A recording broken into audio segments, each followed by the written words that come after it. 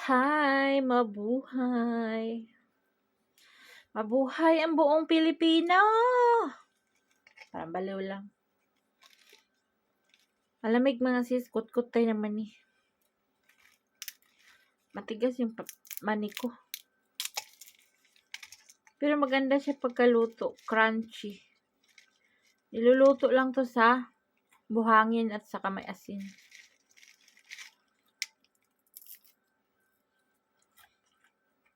Kumusta kayo? Wala akong video last night. Kasi may bisita ako from US. Pinay kabayan natin.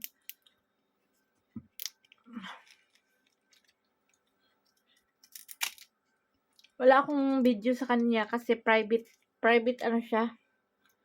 Private life siya. Hindi siya ng public.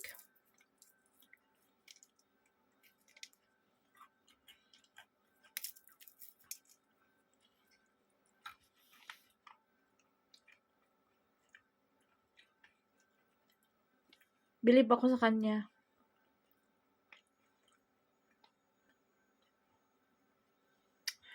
Inuuna talaga niya yung pagyaman. Hinuli niya yung pag-anak. Wala pa silang anak ngayon. Nakapundar naman talaga siya. Nakabili na siya ng mga lupain.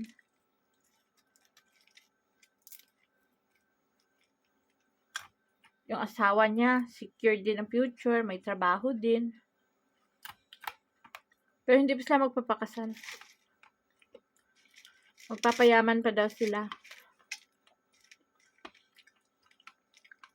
Wow. Plano nila magtayo ng gasolinahan or restaurant, ganyan.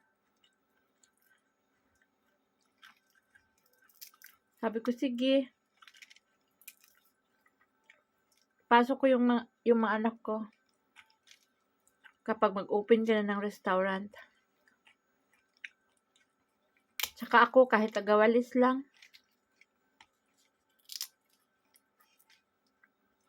Si Elias, kahit tagapunas lang ng salamin. Sabi niya, in God's time, darating tayo dyan.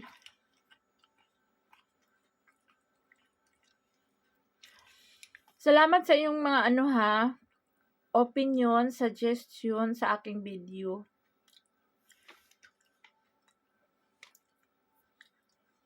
Baba, doble na yung baba ko.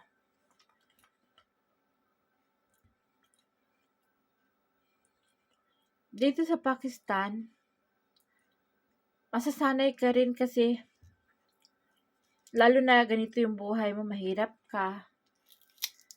Kapag hating gabi o sa araw man, sa araw, bukas yung mga tindahan. Kapag gabi na, sarado lahat dito sa Pakistan. Start 8 o'clock, sarado lahat ng mga establishmento. Kung nagugutom ka, naku day, kung wala kang bahaw, magsaing ka talaga, wala kang ibang kainin. Especially ko na diabetic ako, lagi akong gutom, lagi akong uhaw. Magsaing ka talaga ng kanin. Talagang may bahaw ka pagdating sa gabi. Kasi nga, minsan, napaaga yung kain ko, nagugutom ako sa ganitong oras. Ganyan. Yung gusto mong, sa Pilipinas ba, ang ganda, no? Kasi, gusto mo bumili ng, nagutom ako. Bumili ka nga ng sardinas doon, isa. Or bumili ka nga doon ng beef loaf, isa. Bumili ka ng noodles, isa. Kahit anong gusto mo ba, ganyan, mabibili pag gutom ka sa anong oras. Pero dito sa Pakistan, hindi uso dito yung mga merienda. Kapag gutom ka, kapag may tsapating tira, tsapati, kahit matigas na, kainin mo. Ganun dito.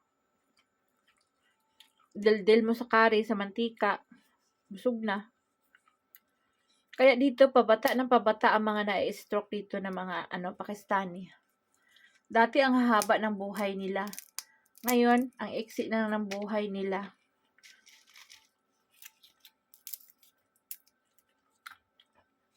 Namamatay na ngayon ang mga sobrang haba ng buhay.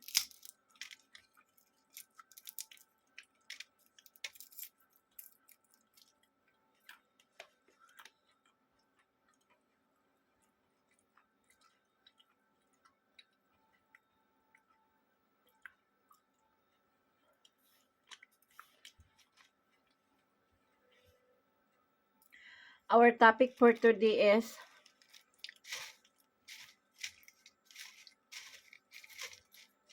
about kay Elias na napanood ko sa comment ninyo mga sis. Ay, ano ba yan? Si Elias, pag kurog-kurog, malakas. Hindi hihingal, pero pag sa trabaho, hinihingal. Tama, totoo yun. Alam nyo, sabihin ko sa inyo ang ang pangyayari. Kasi almost nababasa ko sa comment section. Sa trabaho, hinihingal. Sa pagkurog-kurog, hindi hinihingal. Alam nyo, sa totoo lang, sobrang hingal ni Elias pag kurog-kurog. Alam mo yung gustong-gusto ng utak niya, super energy siya mag-isip, yung ganyan imagination niya, sobrang energy. Pero pagdating na sa performance, hindi na. Kasi nga,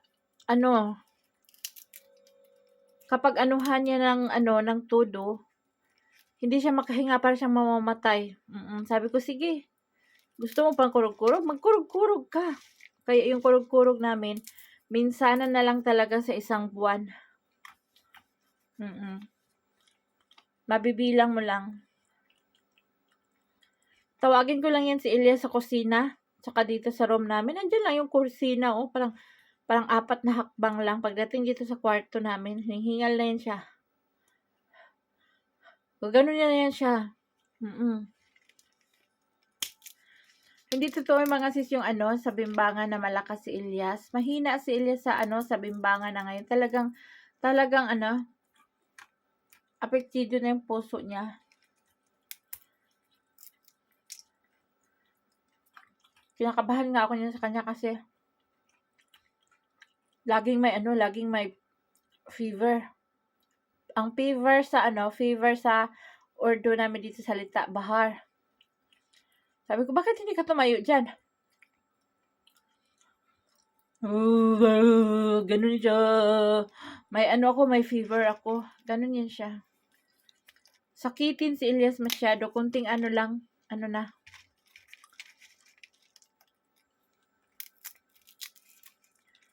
Ang kinatatakutan ko lang yan sa kanya is yung anong ulam namin, tapos yung tiyan niya is yung magreklamo or yung ulo niya, masakit yung ulo ko, masakit yung tiyan ko. Ganyan yan siya ngayon, puro siya masakit, kunting lang, na yan siya, reklamo na yan siya. Sabi ko, bakit ikaw? Nasira yung tiyan mo sa niluto mo? Bakit kami hindi man nasira yung tiyan namin? Huwag mo sisihin yung kinakain mo.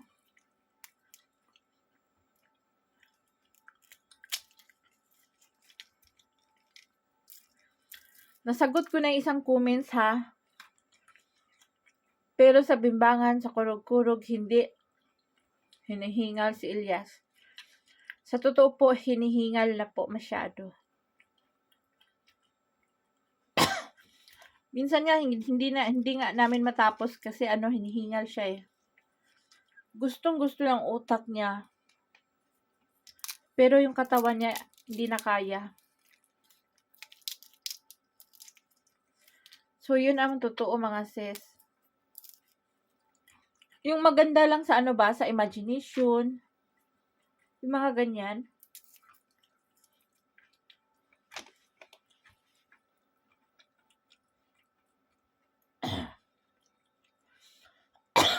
Tsaka patanda talaga ng patanda. Kahit ako, wala na yun sa utak ko yung mga ganyan, yung bimbang-bimbang. Wala na.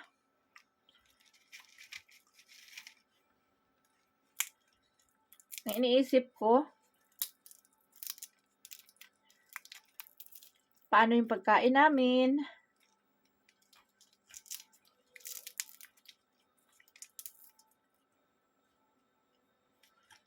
Yun talaga, pag may pira akong dumaan sa kamay ko, i-secure ko talaga yan ng bigas, sarina, mantika. Ganyan. Yung mga beans. Beans kasi matagal maubos.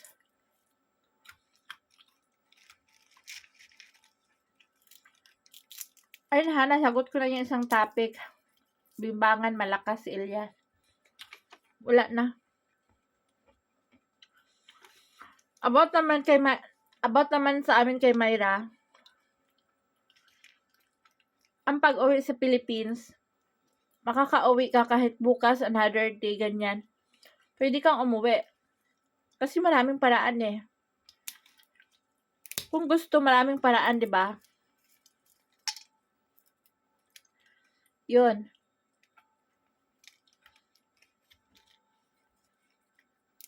Pwede ka mangutang, ganyan.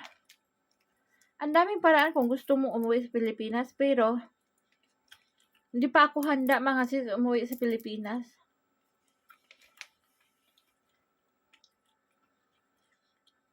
Kasi alam niyo yung bakit? Ang anak ko ay babae. Okay lang kung lalaki anytime. Kahit maganda hirap-hirap ako anytime. Uuwi ako. Tulad kay Sammy.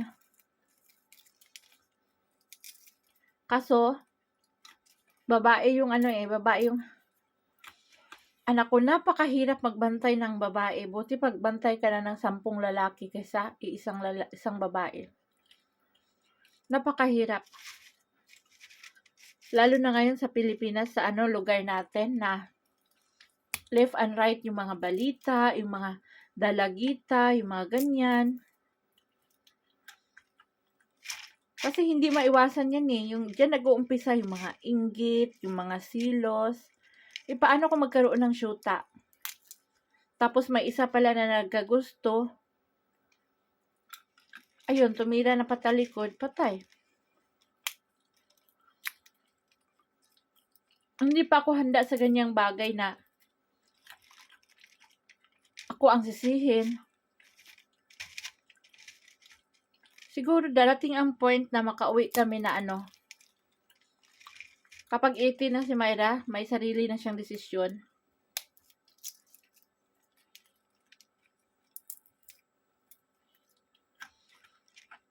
Yan ang kinatatakutan ko kasi mayroon akong experience eh.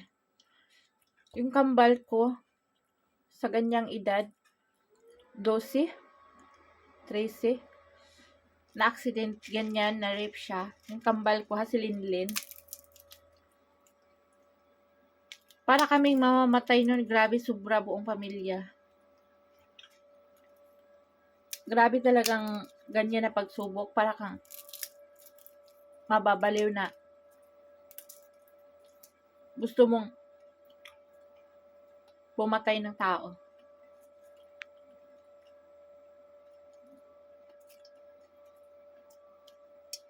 Kaya yun mga sis, pag uwi namin, wala mo na akong plano sa pag-uwi. Darating tayo dyan kapag 14 na ngayon si Myra, mag-14 si Myra sa March. Pinaliwanag ko na sa kanya, sabi ko, uuwi tayo pag 14 ka na. Ay, 14 pag 18 ka na. Napakabilis ng panahon ngayon, huwag ka mag-alala. Bukas-bukas, makatlo.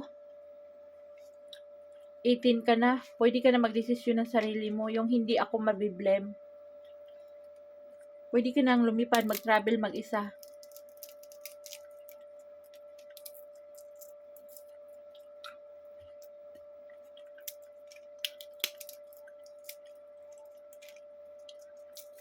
Napakadelikado ang ngayon.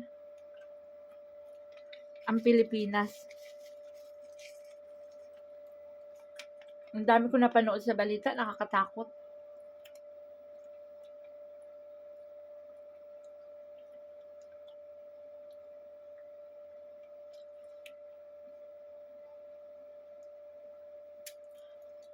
Alam niyo dito, malaking pagkakaiba. Kahit wala kami dito ni Ilyas, andito yung sister-in-law ko, kabilang kwarto. Iwan ko man yun si Myra dito sa amin. Okay lang, panatag ang loob ko. Kasi dito sa lugar namin, wala naman nangyari ng ganyan. Ilang taon na ako, mag 10 years na ako. Walang aksidente na ganyan dito sa lugar namin.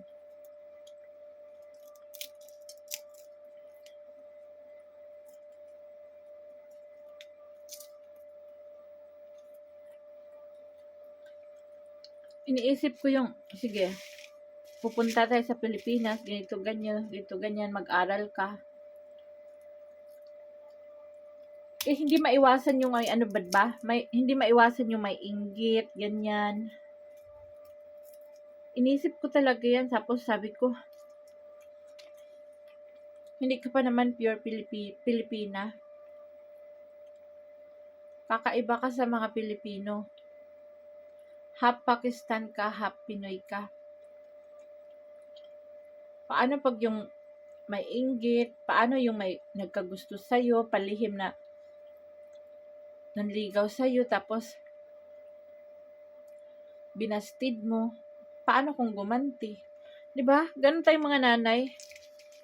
Ang dami nating negative thoughts.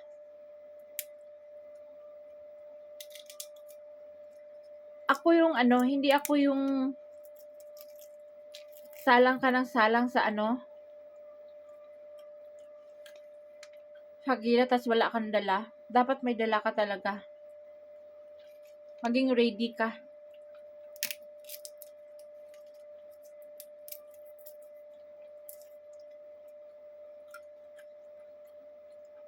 Alam nyo, anytime ako makauwi ng Pilipinas, marami akong mahiraman na pamasahe. Tapos, dahan-dahan bayaran. Wala namang problema, maraming paraan. Yan lang talaga ang iniisip ko. Ang aking dalaga, ang aking babae.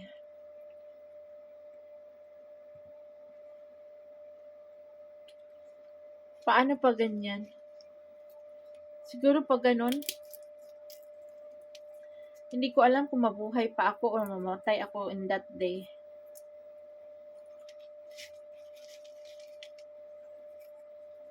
Ang hirap pag babae yung anak mo.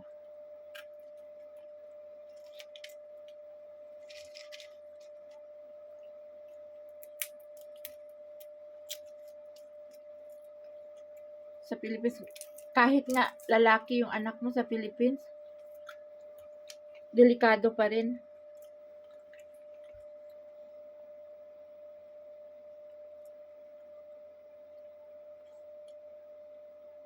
Naisip ko, siguro maganda na lang dito sa sa Pakistan, kahit ganito yung buhay natin. Sama-sama. Walang mangyaring ganito ganyan. Okay lang yung kahirapan, okay lang yung matiis man yung hirap ng buhay kasi wala mang magic sa buhay, 'di ba? Walang magic. Kailangan talaga magtiis ka.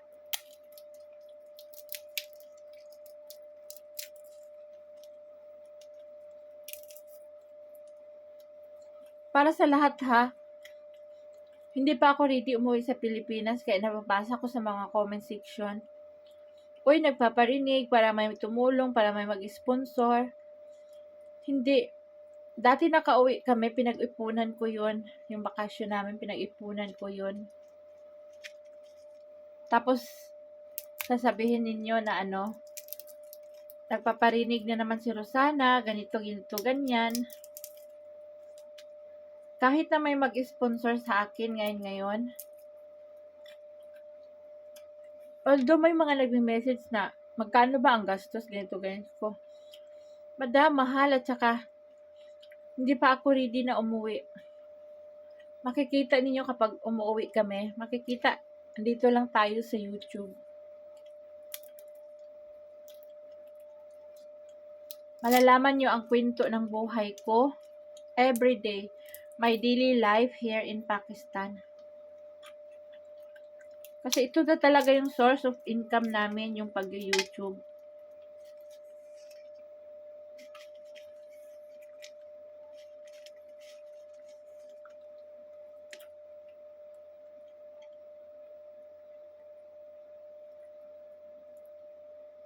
malalaman nyo kung mag-asawa na yung mga anak ko. Sabihin ko sa inyo,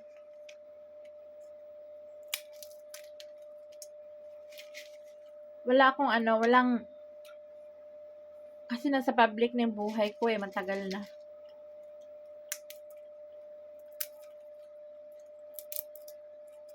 So, yun, hoping na nasagot ko yung mga katanungan ninyo. Sana wala na magsabi na, ay, nasa Pinas na yan, bumalik pa dyan. Kasi hindi natiis na walang kurog-kurog. Ay, nasa Pinas na yan, bumalik pa kasi dyan, ganito, ganyan.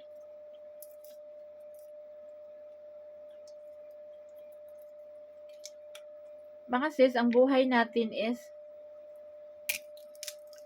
kung ano lang yung nakatakda para sa buhay natin, yun lang, kahit gaano natin ka forsige na makuha ang bagay na yan, gaano natin pinagdasal na makuha ang ating pinapangarap, kung hindi talaga para sa atin, hindi sa atin.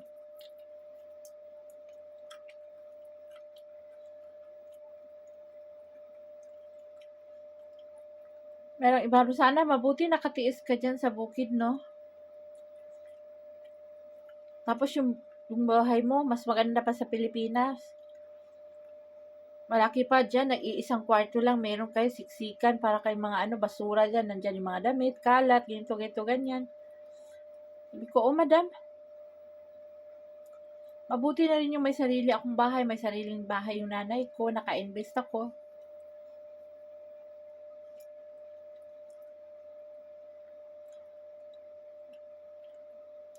Para saan dito ako mag-invest sa Pakistan na Pilipino ka man? Ano mangyayari sa'yo? Uuwi ka talaga sa Pilipinas pag tumanda ka, di ba? Kasi sino mag-alaga sa'yo dito?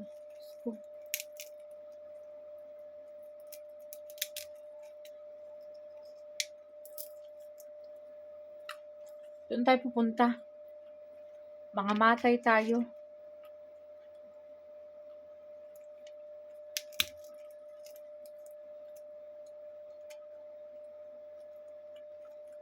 Kapag papalarin, dito, pero wish ko dito ako mamatay. Gusto ko dito ako mamatay. Kasi alam nyo ba, pag mamatay ka dito, wala kang gastos. Anuhan ka lang ng isang araw, lamayan ka lang ng isang araw, or kalahating araw, ilibing ka na.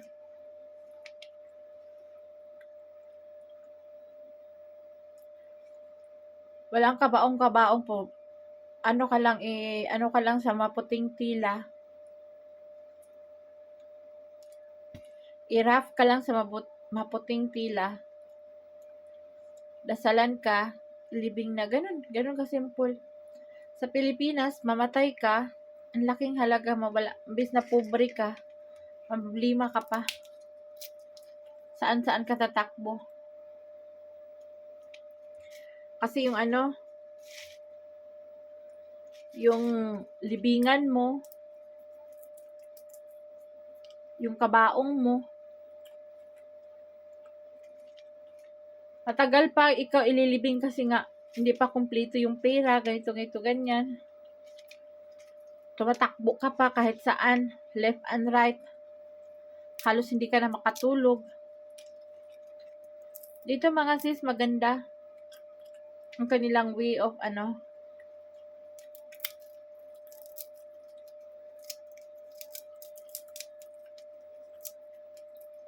mabuti dito kasi dasalan ka ng maraming tao, yung maraming kapitbahay pupunta sa'yo magdasal.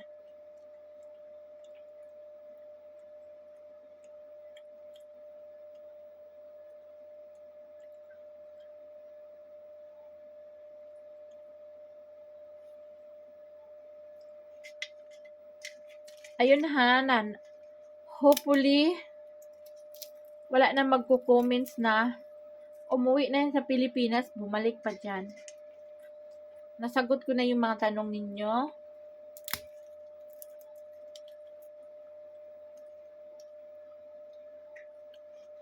Si Ilyas, malakas lang sa hindi hinihingal sa kurog-kurog. Nasagot ko na yan. About sa dalaga ko, uuwi ko rin yan. Balak ko doon magdibo sa Mayra sa Pilipinas kasi dito wala namang birthday. Pinaliwanag ko sa kanya na ganun. Doon ka magdibo ha. Although, umano man siya, hindi siya sang-ayon. Sabi, hindi. Gusto ngayon na umuwi tayo. Ganun siya. Hindi. Ngayon, bukas, sa makalawa, uuwi tayo. Sabi niya ganun. Sabi ko, saan ka kukuha ng pamasahe? Lilipad ka. Sabi niya ganun. Sabi ko sa kanya. Sabi ko, sa pagkain nga natin, hirap tayo kung gusto mo mag-request ng ganito, mama, gusto ko ng KFC, gusto ko ng ganito, ganyan. Hindi mo nga mabili-bili kaagad kung anong gusto mong kainin eh. Sabi ko sa kanya. Tapos yan, ngaw-ngaw ka na, uwi ka ng Pilipinas. Tanga.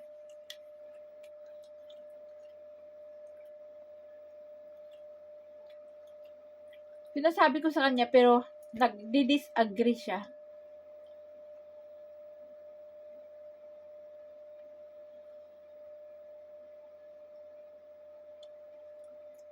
Sana maintindihan na ako ninyo to all my viewers.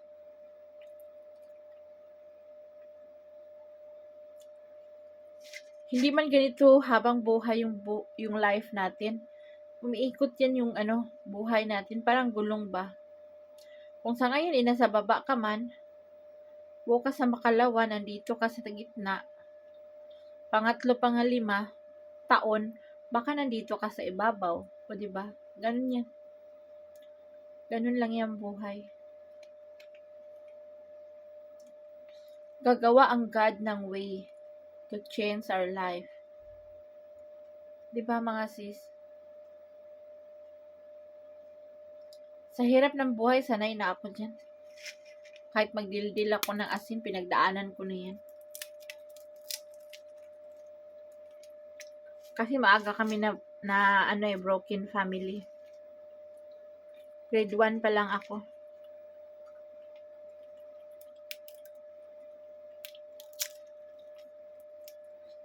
Sanay na sanay ako sa hirap ng buhay, mga sis. Kaya ang tawag nila dito sa akin, hindi daw ako babae, lalaki daw. Alam niyo bakit? Malakas pa ako kay Ilyas. Doon, sumusuhid ako doon sa mga mga kabukiran, mga Pag uwi ko niyan, dami ko ng dalang kahoy. Kanina, naka 2 rounds ako kanina.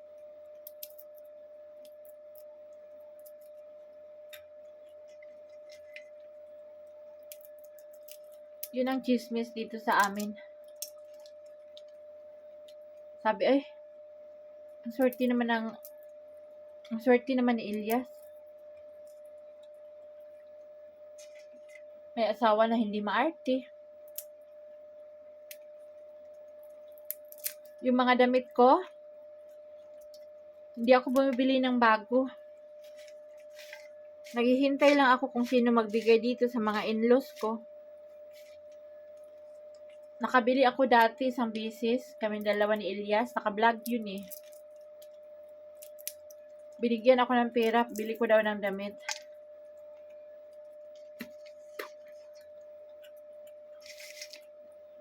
Dalawa pinabili pero isa lang yung binili ko. Ang isa binili ko ng pagkain. Ulam sa bahay.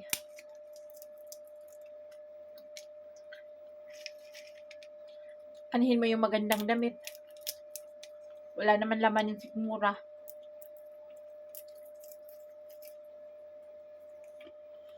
Ganun talaga ako. Hindi ako mahilig mga forma-forma. Tuwang-tuwa ako pag may bibigay sa akin kahit luma, pinaglumaan, sikanhan. Tuwang-tuwa ako.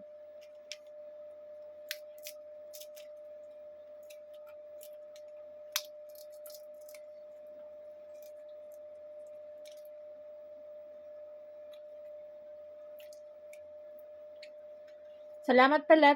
Thanks for watching Ate Lenny Mendoza, Cora Bendicio. Yan ang sponsor ko sa damit. Yung mga amo nila, binibigay sa kanila, tas malaki naman damit. Sa akin nila binibigay.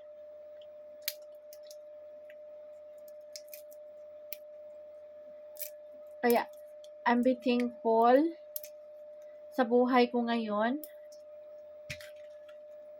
Thankful and blessed kasi magkasama kami mga pamilya kahit mahirap.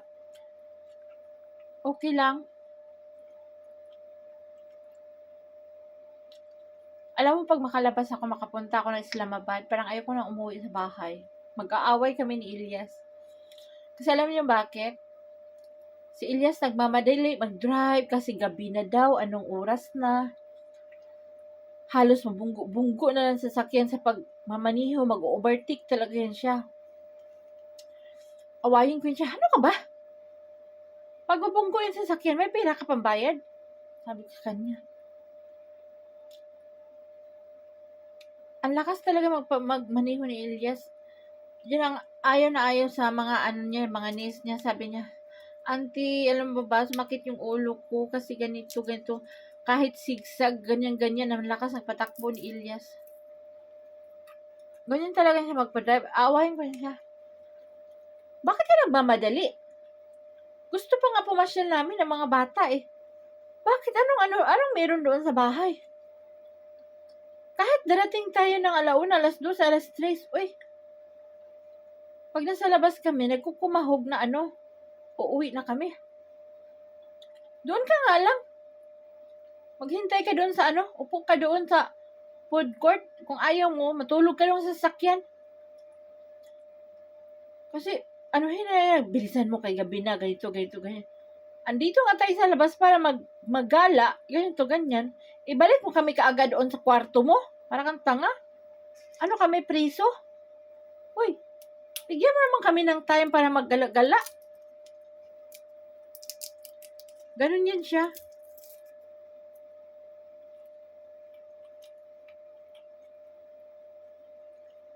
Sabi ko, ano bang meron sa bahay na nagmamadali ka lagi? Nakaka-bad trip tuloy. Alam mo yung ganda ng feeling mo, kahit lang, yung pera mo, pambili na ng pagkain, nang magkalakad-lakad ka lang ba sa sa mall? Dala ka ng tubig. Nag-aaway kami niyan kasi nagmamadaling uuwi sa bukid. Ano meron sa bukid? Parang tanga talaga.